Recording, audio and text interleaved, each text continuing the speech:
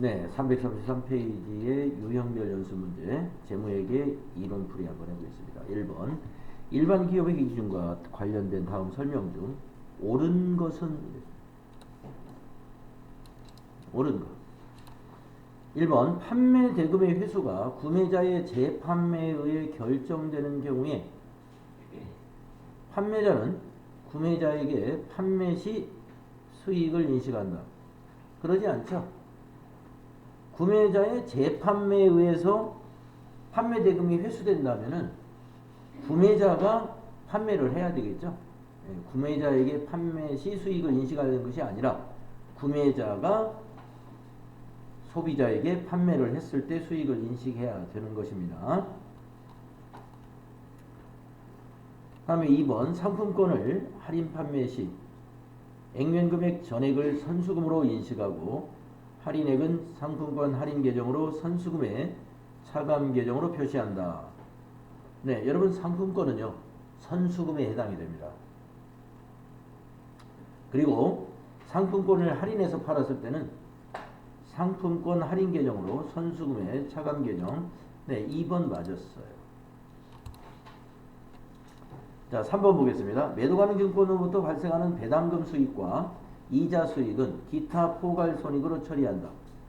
아니죠. 매도 가능 증권 평가 손익이 기타 포괄 손익이고요.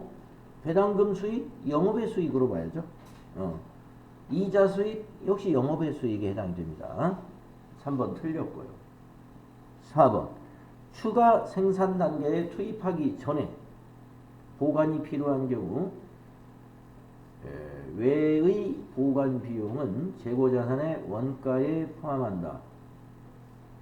재고자산 원가에 포함하려면은 그 재고자산을 구입하는데 필요한 비용이 들어가야 되는데 이거는 구입을 이미 해서 생산에 투입하기 전에 창고에 보관하는데 들어가는 비용.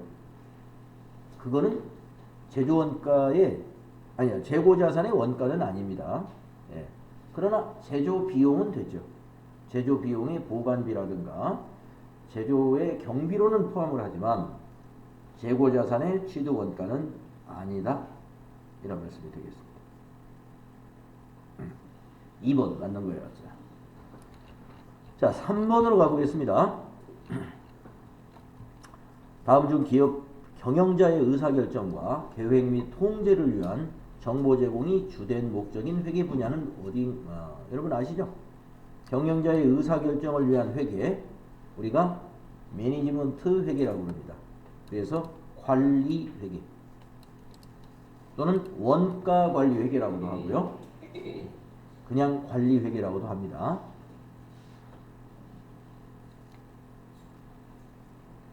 우리가 지금 공부하는 것은 무슨 회계를 공부하고 있냐면은 재무회계와 세무회계를 지금 공부하고 있어요. 우리 TAT 2급에서는 재무회계 파트의 이론 공부를 우리가 지금 지난 시간에 마쳤고 앞으로 세무회계 이론, 부가가치세 이론과 소득세 이론을 다음에 배우실 겁니다.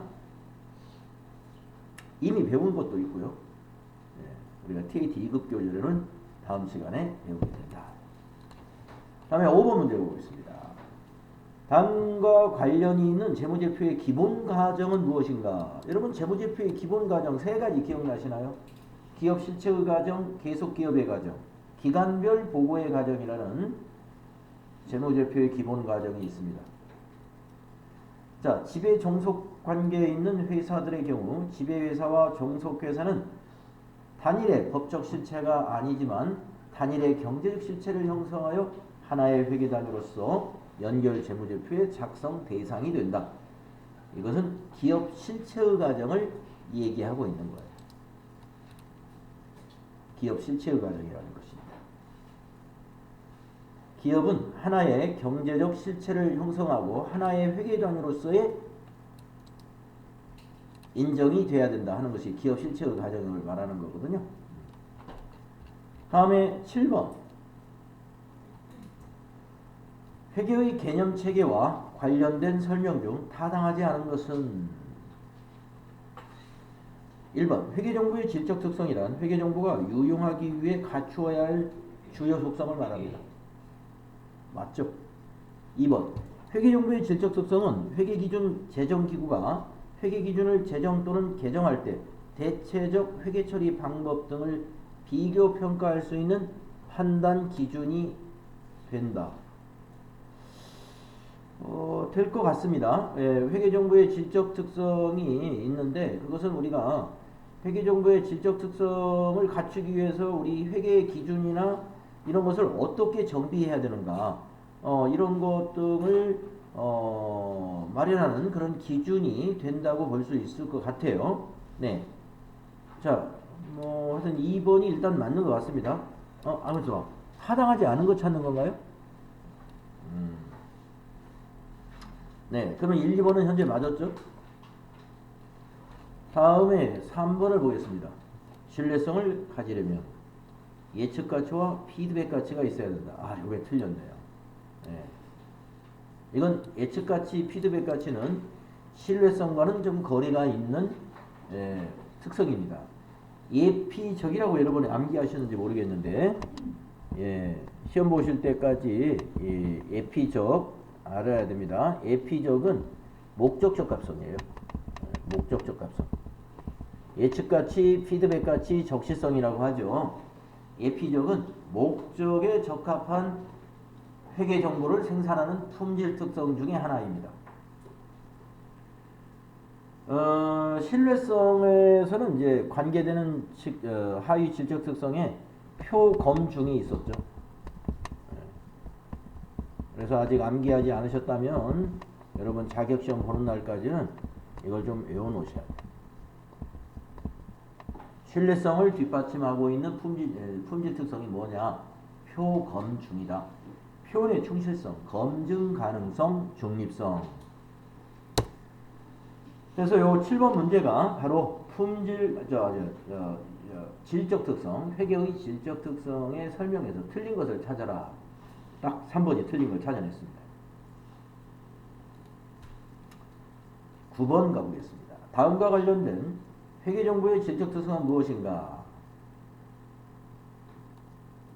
금융리스의 법적 형식은 임차 계약이지만 경제적 실질의 관점에서 자산과 부채의 정의를 충족하므로 리스 이용자는 리스 거래 관련 자산과 부채로 인식하여야 한다.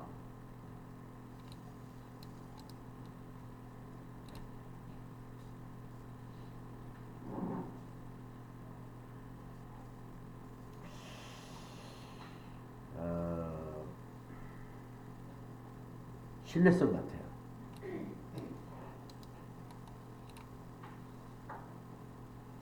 이게 표현의 충실성에 해당이 되거든요. 표현의 충실성에. 자, 우리가 그 리스 자산이라는 거에 대해서 여러분이 우리 교재에서 다루어지지 않았기 때문에 우리가 교재를 통해서는 여러가 수업 시간에 다룬 적이 없습니다만 아마 들어보신 적은 있는지 모르겠어요. 리스. 이 리스에는요 두 가지 형태가 있습니다. 금융 리스와 운용 리스라는 게 있는데 여기서 말하는 금융 리스는 돈을 빌려주는 거예요. 리스 회사에서 돈을 빌려줘가지고 그 돈으로 하여금 기업이 필요한 기계장치나 이런 투자 활동을 하는 겁니다. 유형자산 같은 거에 투자하는 거예요. 그걸 우리가 리스 자산이라고 부릅니다. 리스 자산. 그러면 여기서 말하는 게 뭐냐면 금융 리스의 법적 형식은 임차 계약이지만 빌려 쓰는 것 같지만 경제적인 실질적 관점에서는 그 회사의 자산이에요. 만약에 포장기계를 리스로 구입했다. 그러면 포장기계가 실제로 회사 거나 다름없습니다. 모든 권리를 다 가지고 있어요. 회사에서 마음대로 운전하고 마음대로 쓰고 있습니다. 그런데 명목상으로는 그게 리스 회사 자산인 거예요. 그러니까 회사의 재무제표에 그게 자산으로 안 잡혀요. 자산으로. 그렇지만 자산으로 잡아야 된다는 거죠. 사실상 회사의 것이니까. 그리고 돈을 우리가 장기 차입금으로 해서 부채로 잡아야 된다. 그래서 자산과 부채의 정의를 충족하므로 리스 이용자는 리스 거래에 관련 자산과 부채로 인식해야 맞다. 이런 주장이 있다는 거예요. 자, 이것은 우리가 무엇을 회계의 질적 특성에서 어떤 부분을 얘기하는 거냐면은 충실하게 표현해라 하는 겁니다. 하나의 리스라는 건 어떤 약간 변칙이에요. 변칙. 회사의 자산을 금융 리스를 통해서 구입을 해가지고 회사의 자산이 아닌 것처럼 표시하게 되는 것이죠. 여러분들 우리 자동차 같은 것도 그런 게 많죠. 자동차를 우리가 개인들도 그러고요. 법인 차량 같은 거 보면은 옛날에는 법인이 소유했습니다. 자동차를. 그래서 자동차 세금도 내고 이런 거 낸단 말이에요. 근데 지금은 임차를 해서 쓰고 많이 있죠. 월 렌트카 쓰는 거예요. 장기 렌트. 개인들도 장기 렌트 쓰는 분들 꽤 많이 있습니다. 좋은 점이 많죠. 내 자산이 아니니까 건강보험료 책정 같은 거 할 때 건강보험료가 작게 책정돼요. 그것 때문에 렌트카를 쓰는 건 아닐지 모르지만은 아무튼 내 재산에 안 잡힙니다. 렌트카 회사의 재산으로 잡혀 있으니까. 자, 그래서 기업도 그렇지만 그 자동차 여러분 3년간 계약을 했으면 3년간 내가 구입해서 쓰는 거하고 아무 차이가 없지 않습니까? 자, 그런 의미입니다. 그래서 이거는 신뢰성과 관련된 거다. 9번 조금 어려운 문제였어요. 우리가 리스 자산에 대해서 지금 본문에서 다루지 않았기 때문에 제가 이제 설명은 안 했습니다만 나중에 혹시 문제에서 리스에 대한 회계 처리 문제가 나오게 되면은 그때 설명을 드리겠습니다. 제가 시험을 봐본 경험에 의하면 TAT 1급에는 리스 회계 처리가 문제로 나옵니다. 리스 회계 처리가. 그래서 운용 리스는 시험에 안 나오고 금융 리스로 나오게 되는데, 그래서 금융 리스는 우리가 장기 차입금으로 회계 처리를 해요. 자, 11번 재무제표의 신뢰성에 관한 설명으로 옳지 않은 것은 외부감사는 재무제표의 신뢰성을 높여주는 거죠. 외부 회계감사한다는 게 뭐예요? 내부 회계 처리를 회사 내부에서 했는데 외부의 그 회계 전문가 공인회계사가 다시 한번 회계 처리를 해보니까 근사한 결과가 나와야죠. 그것이 뭐예요? 신뢰성에 있는 검증 가능성. 외부 회계감사를 받음으로써 그 회사의 회계 처리에 대해서 검증을 받은 거예요. 그건 바로 검증 가능성은 신뢰성을 높여주는 거죠. 2번 기업의 내부 회계 관리 제도는 재무제표의 신뢰성을 높일 수 있다. 그렇습니다. 우리가 여러분들 그 내부 통제 제도의 하나인 내부 회계 관리 제도는 내부 통제 제도의 두 번째 목적인 재무제표의 신뢰성 확보. 재무제표의 신뢰성 확보를 목표로 하고 있어요. 그래서 내부 회계 관리 제도는 재무제표의 신뢰성을 높일 수 있습니다. 3번 재무제표가 신뢰성을 갖기 위해서는 회계 정보가 적시에 제공되어야 한다. 물론 적시에 제공되면 좋죠. 그러나 이게 직접적인 관계가 없어요. 신뢰성하고. 적시성은 목적 적합성이라는 질적 특성과 직접 관련이 있는 거죠. 신뢰성과 직접 관계가 없는 겁니다. 4번 신뢰성은 표, 검, 중 관련이 있다. 그래서 3번이 말이 맞는 것 같지만 신뢰성과 뒤에 있는 적시성은 같은 그룹이 아닙니다. 그래서 3번이 옳지 않다. 자, 13번 다음의 설명에 적합한 회계정보의 질적 특성은 회계정보는 정보 이용자가 기업 실체의 과거, 현재 또는 미래 사건의 결과에 대한 예측을 하는데 도움이 되거나 또는 그 사건의 결과에 대한 기대치를 확인 수정할 수 있기 때문에 의사결정에 차이를 가져올 수 있어야 한다. 그래서 회계정보는 의사결정 시점에 이용 가능하도록 적시에 제공될 때 유효하다. 자, 적시에 제공돼야 되고 예측하는 데 도움이 되어야 되고 이런 키워드가 딱 잡히면 예측가치, 뭐 적시성 이런 부분 아니겠습니까? 그래서 답은 몇 번이겠어요? 2번. 목적 적합성의 하위 질적 특성들을 지금 설명하고 있는 것입니다. 예측가치, 적시성, 피드백 이 얘기도 나옵니다. 중간에 의사결정의 차이, 수정할 수 있게 한다. 여기 수정할 수 있게 한다. 이게 피드백 이 얘기예요. 세 가지 다 나오네요. 예측가치, 수정할 수 있게 한다. 피드백가치, 적시에 제공할 때 유효한 것이다. 적시성, 목적 적합성을 설명하고 있는 지문이 되겠습니다. 15번. 다음 중 재무제표의 질적 특성에 대한 설명으로 옳지 않은 것은 이랬어요.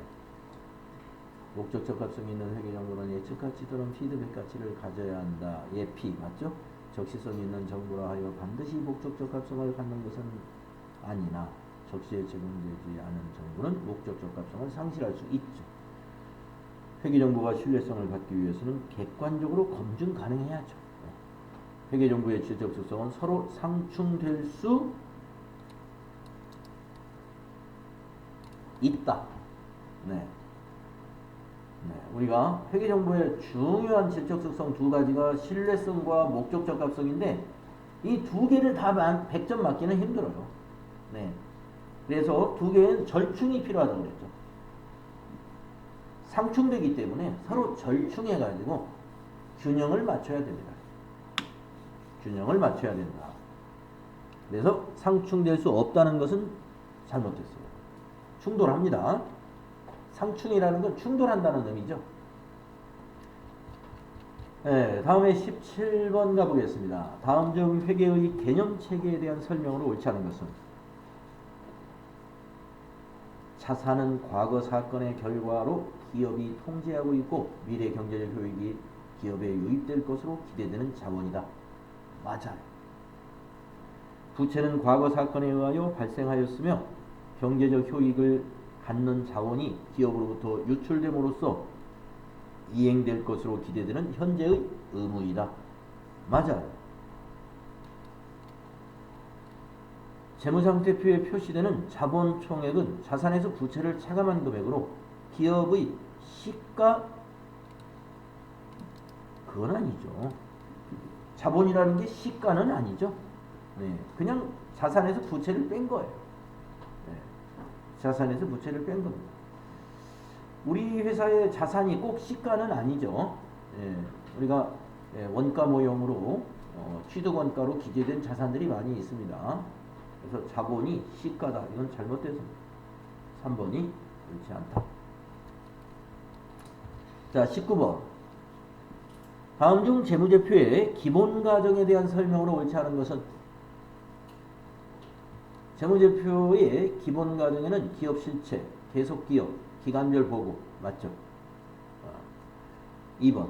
기업 실체의 가정이란 기업을 소유주와 독립적으로 존재하는 회계단위로 간주하고 이 회계단위의 관점에서 그 경제적 활동에 대한 재무정보를 측정 보고하는 것을 말한다. 이게 기업 실체의 가정이죠. 다음 세 번째. 계속기업의 가정이란 기업 실체의 중요한 경영활동이 축소되거나 기업 실체를 청산시킬 의도나 상황이 존재한다는 가정? 기업 실체를 청산하거나 의도할 상황이 없다는 것을 가정하는 거죠. 그게 존재한다는 것은 회사를 중간에 경영을 중간에 축소시키고 청산할 것이 의도가 있다는 뜻이잖아요. 이건 반대로 설명한 거예요. 그렇죠? 그런 의도가 없다는 것입니다. 기업은 계속 운영할 것이다 라는 것이고요. 그래서 결산 때 경영자는 우리 기업이 계속 지속 가능한가 하는 것을 점검한다 라고 했죠. 3번 거꾸로 말했습니다. 다음 그 다음에 이제 재무제표로 넘어가서 1번부터 보겠습니다. 재무제표에 대한 설명으로 옳지 않은 것. 여러분도 같이 보세요. 옳지 않은 것. 한번 찾아보세요.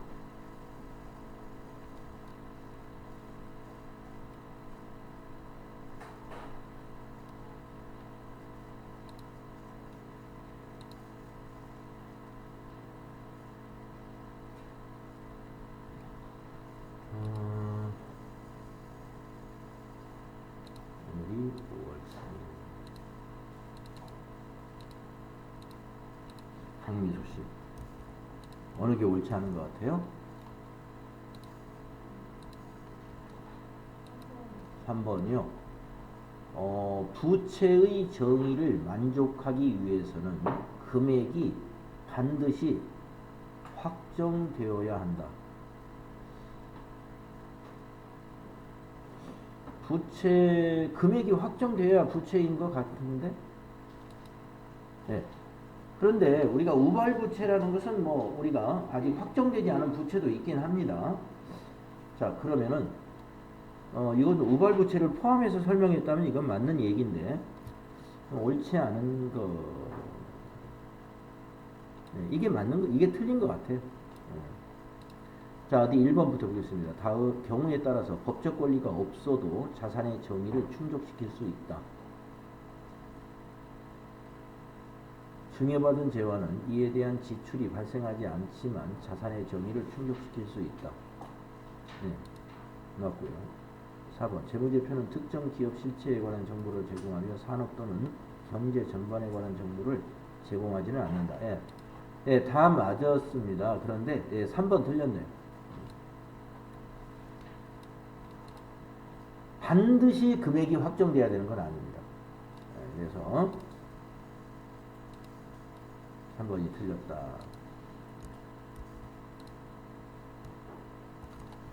자, 다음 문제 보겠습니다. 3번 재무제표의 표시 방법에 대한 설명 중 옳지 않은 것을 찾아라 그랬어요. 표시 방법. 재무제표 본문과 주석에 적용하는 중요성에 대한 판단 기준은 항상 동일하여야 한다. 네, 중요성의 판단 항상 동일해야 되지 않을까요? 네, 2번 현금 흐름표를 제외하고는 발생주의 원칙에 따라 재무제표를 작성한다. 현금 흐름표는 현금주의죠. 예, 현금 흐름표는 현금 기준으로 유입과 유출을 기록하는 거니까 나머지는 발생주의 맞습니다. 3번 손익계산서의 이익은 매출총이익, 영업이익, 법인세 차감전 순이익, 당기순이익 순서로 구분 표시한다. 맞죠? 4번 자산부채 자본 중 중요하지 않은 항목은 유사한 항목에 통합하여 표시할 수 있다. 맞죠? 1번이 틀렸네요. 자, 2, 3, 4번 전혀 틀린 것을 볼 수가 없습니다. 근데 1번은 재무제표 본문하고 주석에 적용하는 중요성에 대한 판단 기준은 항상 동일해야 한다. 이거 뭘 설명하는지 자세히 모르겠어요. 예, 재무제표 본문이다 그러면 이제 손익계산서 재무상태표에 있는 그런 그 계정 과목의 분류를 말할 것일 같고, 주석이라는 것은 재무제표에 어떤 그 주석 번호를 붙여가지고 세부 추가적인 설명을 첨부하는 것이 주석인데, 중요성에 대한 판단 기준은 항상 동일해야 된다. 뭔가 항상 동일해야 된다. 이거 뭘 정확히 말하는지 모르겠지만 1번이 뭔가 틀린 것 같습니다. 2, 3, 4는 확실히 맞았어요. 다음 5번 문제 보겠습니다. 재무제표에 대한 설명으로 옳은 것은 재무제표는 재무상태표, 손익계산서, 현금흐름표, 자본변동표로 구성되며 주석은 포함하지 않는다. 왜요? 주석도 재무제표로 포함하죠. 이건 틀렸고. 2번 재무제표의 작성 책임은 경영진에게 있다. 맞죠? 그래서 답은 2번입니다. 재무제표 작성 책임은 경영진에게 있는 거예요. 예, 회계팀장에게 있는 게 아닙니다. 경영진에게 있다. 2번이 맞았습니다. 다음에 7번 보겠습니다. 다음에서 설명하고 있는 재무제표는 무엇인가? 일정 시점이네요. 일정 시점. 현재 기업이 보유하고 있는 경제적 자원인 자산과 경제적 의무인 부채 그리고 자본에 대한 정보를 제공하는 재무보고서입니다. 네, 뭔 말인지 알 것 같아요. 예, 아시겠죠? 자, 김보라님 무엇에 대한 설명인가요? 예, 재무상태표 설명이었습니다. 다음에 9번으로 가보겠습니다. 자산에 대한 설명 중 옳지 않은 것은 이랬어요. 자산에 대한 설명 중 틀린 거 찾으라니까요. 자산으로 인식하기 위해서는 당해 자산의 미래 경제적 효익이 내재되어 있어야 한다. 그렇죠? 미래 경제적 효익이 기대돼야 된다 이 말이에요. 내재되어 있다는 말, 기대된다 이 말이겠죠? 네, 맞습니다. 자산의 존재를 판단하기 위해서 물리적 형태가 필수적인 것은 아니다. 네, 물리적 형태 없는 무형의 자산도 있으니까요. 3번 자산의 정의를 충족하기 위해서는 반드시 법적 권리를 보유하여야 인식할 수 있다. 법적 권리 없는 자산도 존재합니다. 4번 자산은 과거 사건의 결과 기업이 통제하고 있고 미래 경제적 효익이 기업에 유입될 것으로 기대되는 자본이다.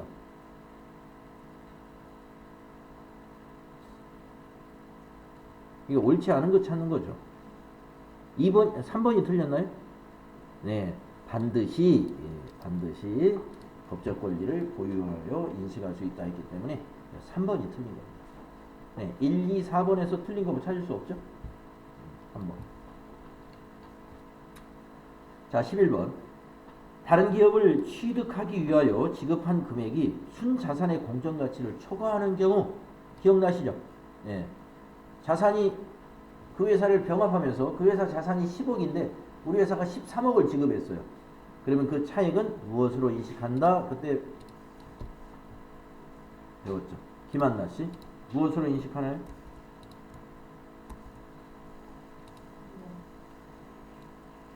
네. 2번이 뭐죠? 영업권. 그렇습니다. 영업권이라는 무형자산으로 인식하죠. 그래서 영업권은 내부 창출은 인정되지 않고 합병 시 순자산보다 초과로 지급한 것을 영업권으로 인식한다. 13번 다음 설명 중 옳지 않은 것은 자산과 부채는 1년을 기준으로 유동과 비유동 구분 맞죠? 장기적인 투자 이익을 얻기 위해 가지고 있는 채무증권과 지분증권은 투자자산 맞죠? 장기 미수금이나 투자자산에 속하는 매도가능 증권 중 1년 이내에 실현되는 부분은 유동자산으로 분류한다.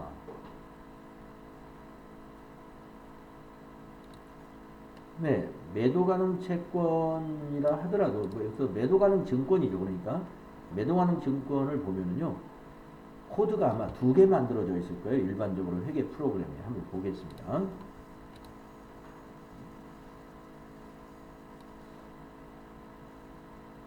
원래 매도가능 증권은 장기 투자를 목적으로 하고 있지 않습니까? 그런데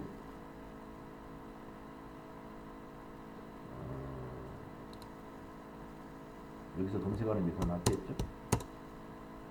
차변에 매도 네 이렇게 매도 가능 증권을 검색을 했더니 코드가 이게 2개가 검색이 됩니다. 123번, 178번. 매도 가능 증권이 1년 내에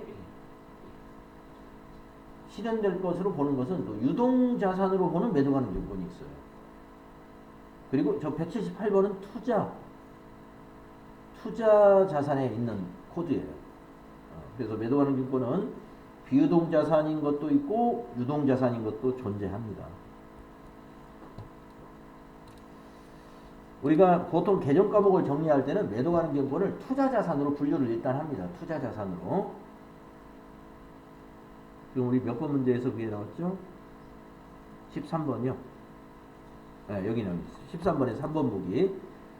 자, 장기 미수금이나 투자자산에 속하는 매도가능증권 중 1년 이내에 실현되는 부분은 유동자산으로 분류한다. 네.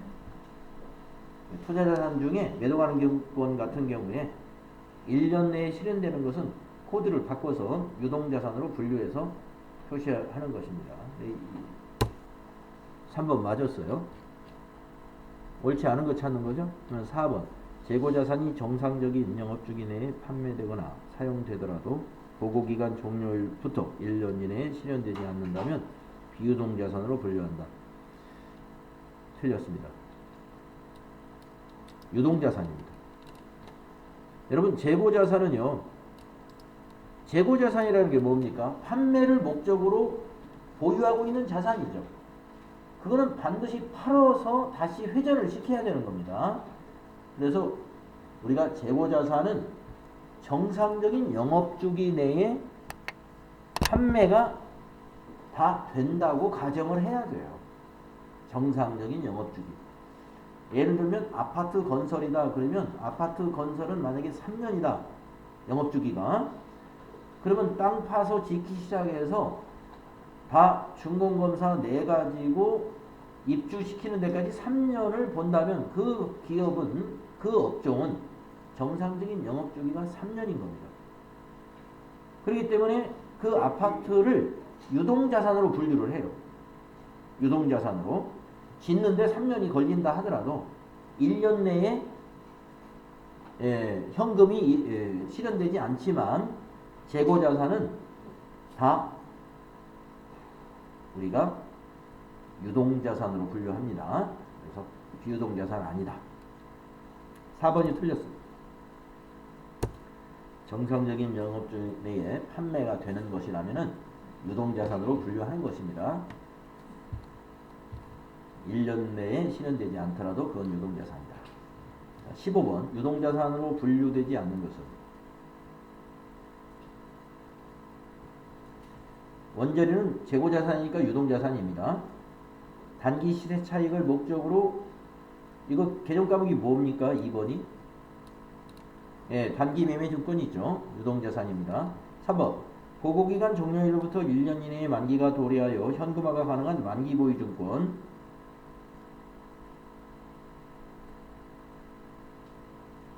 만기가 1년 이내면 유동자산이죠. 기업이 영업활동에서 직접적인 관련 없이 투자 목적으로 보유하고 있는 부동산, 네, 이거는 비유동자산입니다. 투자자산이죠. 투자부동산. 투자부동산은 비유동자산. 4번. 다음에 17번.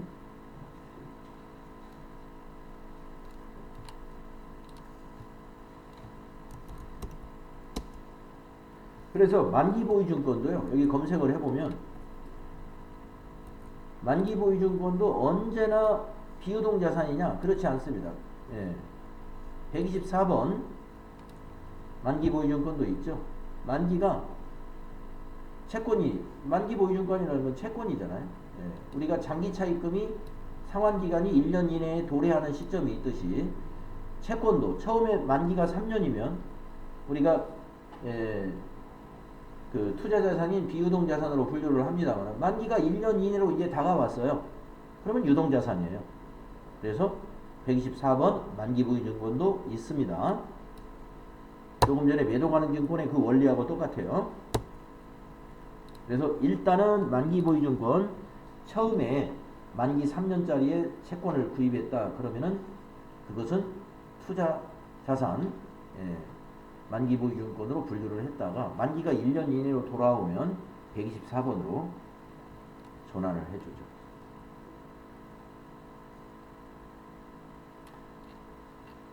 지금 우리 몇 번 풀었나요? 15번이요? 네. 그래서 15번 그렇고 그다음에 17번 보겠습니다. 다음 중 유형자산에 대한 설명으로 옳지 않은 것은 여러분 유형자산의 개정 과목들 알죠? 토지, 건물, 기계장치, 비품, 건축물, 구축물, 네, 이런 것들이죠. 재평가 모형을 적용하는 경우 유형자산의 공정가치를 장부금액으로 보는 것이 재평가 모형이에요. 네, 1번 맞았어요. 2번 옳지 않은 거 찾는 거죠? 네. 2번 감가상각 방법의 변경은 회계의 정책의 변경에 해당이 되나요? 감가상각 방법이라든가 내용 연수 변경이라든가 잔존가치의 변경은 전부 다 회계 추정의 변경입니다 하고 어저께 여러분들 정책의 변경과 추정의 변경을 구분할 줄 알면 맞출 수 있는 문제가 많다고 말씀을 드렸죠. 감가상각 관련된 변경은 전부 추정의 변경에 해당이 됩니다. 정책의 변경에 해당되지 않아요. 2번이 틀렸습니다.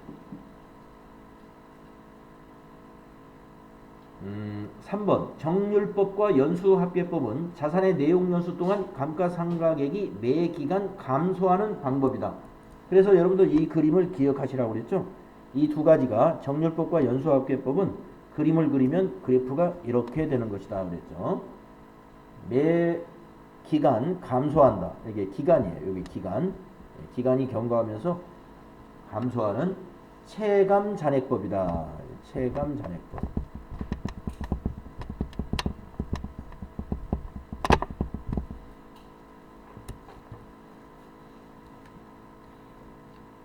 자, 2번이 틀렸습니다. 자, 당좌자산 문제로 가보겠습니다. 1번 다음 자료를 이용해서 현금이 현금성 자산의 합계를 계산하면 얼마냐.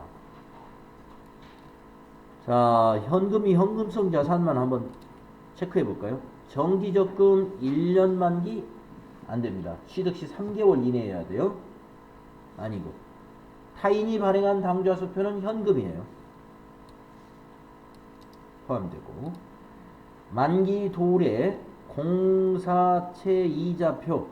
자, 만기가 된 공채의 또는 사채의 이자표.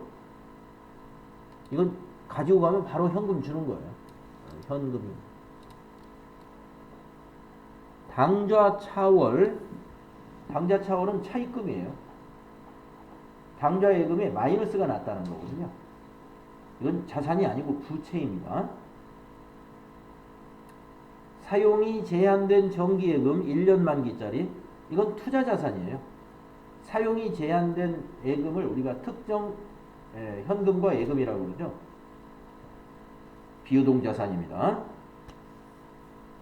다음에 배당금 지급 통지표. 배당금 지급 통지표는 바로 현금이 될 수 있어요. 그래서 현금성 자산은 이렇게 3개인 것 같은데요. 맞을까요? 39만원, 40만원. 1번이 답인 것 같습니다. 맞죠? 제가 답지를 안 보고 여러분에게 설명을 드리기 때문에 저도 틀릴 수가 있습니다. 혹시 지금 답지 보시고 계시는 분은 제가 틀리면 얘기해 주셔야 돼요. 제가 실수 많이 해요. 풀이할 때. 제가 이 녹화해서 이렇게 올리잖아요. 이게 댓글 다는 분이 선생님 어디 틀렸다고 이게 지적하는 분도 있어요. 참 부끄럽습니다. 이게 뭐 녹화해가지고 편집해서 검증해가지고 올리고 이런 게 아니기 때문에 날로 막 올리니까 실수들이 막 들어가 있죠. 여러분 완벽한 사람은 없다는 거 아시죠? 다음 자료로 재무상태표에 표시해야 할 현금이 현금성 자산을 계산하면 얼마냐. 현금이 현금성 자산. 조금 전에 이 1번과 같은 질문이에요. 통화라는 건 뭐예요? 동전이나 지폐를 통화라고 그러죠. 현금이에요. 타인 발행은 수표. 현금이에요. 6개월 만기는 현금성 자산 아닙니다. 만기 도래한 이자표. 이거 현금이나 다름없죠. 약소금. 이거는 매출 채권이죠. 현금성 자산이 아니고. 단기 매매 지분증권. 지분증권이 주식이라는 거예요. 주식. 그러니까 단기 매매 증권이라는 얘기예요. 단기 매매 증권. 주식은 현금성 자산 아니에요. 왜냐면 채권 중에서는 만기가 3개월 이내라 그러면 현금성 자산으로 봅니다만은 주식이라는 건 만기가 없는 겁니다. 그래서 언제 팔지 그건 정해진 바가 없기 때문에 당장 팔면 현금이 되긴 하지만 현금성 자산으로 보지를 않는 이유는 만기가 없기 때문이다. 왜냐하면 현금성 자산의 기준이 취득 시 만기가 3개월 이내인 금융자산이다 라고 했단 말이에요. 그래서 우리가 주식도 금융자산이긴 하지만 만기가 없는 관계로 주식은 현금성 자산에 포함하지 않는다. 그래서 170인 것 같아요. 2번 170. 다음에 5번을 보겠습니다. 다음 자료에 의해서 주식회사 한공의 회계 연도 말 재무상태표에 표시될 매출채권 미회수액을 계산하면 얼마냐. 이런 거는요, 저는 이걸 제가 이런 문제를 풀 때는 그냥 무조건 T 계정을 그립니다. 예. 기초 매출채권 이게 뭐지? 단기 현금 매출액 이거 하나하나를 정의해가지고 그걸 더했다 뺐다 여기서 하려면은 좀 힘들어요. 그래서 우리는 좀 장부를 기장할 줄 아는 회계 실무자이기 때문에 자 여기 백지라고 생각하고 여기가 매출채권 매출채권이 뭐예요? 외상매출금이나 받으러옴 같은 거죠. 그러니까 그냥 매출채권 중에 뭐라고 하나 생각하시고 기초는 여러분 자산의 기초는 전기 2월이에요. 자산의 기초는 차변에 있는 거예요. 이게 적어 보는 겁니다. 팔자 같은데 8이 아니라 7만원. 그 다음에 단기 현금 매출액은 외상매출은 아니니까 제끼고 매출 채권 회수액 여러분 외상매출금 회수하면 대변에 기록하죠. 19만 우리 분계를 할 줄 알고 전기를 할 줄 알기 때문에 이런 거 맞추는 건 간단해요. 그 다음에 네 번째 단기 총 매출액 뭔 말인지 알겠다. 요 두 데이터를 준 이유가 외상 매출액을 간접적으로 알려준 거예요. 단기에 총 매출액은 29만원인데 현금 매출은 4만원이다. 이 말은 외상 매출이 25만원이다를 말해준 거예요. 여러분 외상 매출금 발생하면 차변에 기록하죠? 예. 차변에 기록하잖아요. 25만원. 그러면 답 나왔어요. 차변의 합계가 32만원. 외상매출금이 기초와 단기 외상매출한 게 모두 32만원인데 19만원 회수했다는 거예요. 그러면 이제 대변에도 32만원 만들어야 되니까 차기로 2월되는 차기 2월 또는 기말이라고 할 수 있죠. 차기로 2월 되는 게 어디예요? 미회수액이 2월 되는 거죠.